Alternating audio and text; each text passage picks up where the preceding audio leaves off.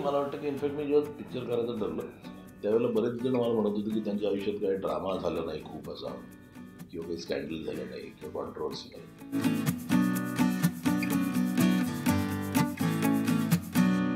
महाराष्ट्राचा लाडका व्यक्तिमत्व हो नक्की, पण मला वाटतं की त्यांची गोष्टच इतकी भन्नाट आहे, म्हणजे त्यांचा ड्रायव्हरच इतका भन्नाट आहे की मला कधी कधी आश्चर्य वाटतं की ते भाई 2000 साली गेले, त्याच्यानंतर 2019 का उजाडलं तेच मला कळत नाही.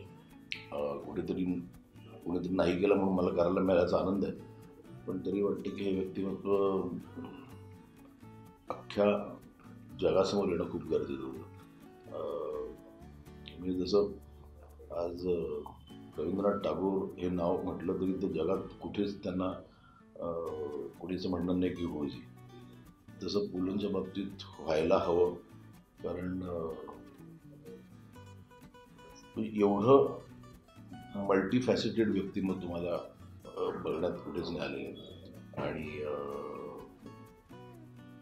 इनफॅक्ट 2 भाग बनवूनही मला असं वाटतं की त्यांचे अजून खूप त्यांचे त्यांचं टॅलेंट आहे जे अजून एक्सपोज झालेलं आहे. मोर दॅन टॅलेंट त्यांचं जे लाईफ, जे इतकं ग्रेट लाईफ जे जगले ते अजूनही त्याला स्कोप आहे अजून एक्सप्लोअर करायला.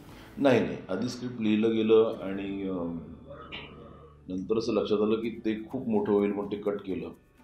जे झालं ते पण जरासं मोठं झालं आणि शूटिंगच्या दरम्यानच असं लक्षात यायला लागलं की either I have to edit something from it or a take a call. आणि ती जरासं रिस्की असतं. ऑलवेज कसं असतं की पहिला भाग समजा लोकांनी नाही पाहिला तर मग दुसऱ्या भागाचं काय. पण मला वाटतं की ते व्यक्तिमत्व 2.5 तासाच्या सिनेमात बांधणं जवळजवळ अशक्यच होतं. आणि 2.5 तासात करायचं असतं तर मला खूप काही काही त्यातलं कापायला लागलं असतं.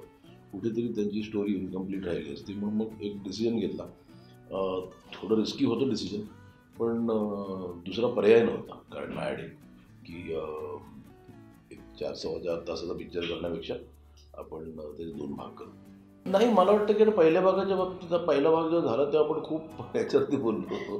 कारण काय असतं की ते सागर हा माझ्या कधी डोक्यात नव्हता. मी बाकी सर्च करत होतो. मला ऋषिकेश जोशी खूप जरा जवळचा वाटत होता. पण सागरचं नाव पण कोणीतरी सजेस्ट करत मी नको म्हणालेलो. पण तो म्हणाला एकदा भेटून घे. भेटल्यावर असं मला लक्षात आलं की आणि मोर दॅन रिझेम्बलन्स, दात लावल्यावर थोडंसं रिझेम्बलन्स आलंच, पण त्याच्यात जी एनर्जी आहे ना, मला ना कुठेतरी पुलंचं मी कम्पॅरिझन ना चार्ली चॅप्लिनशी करतो.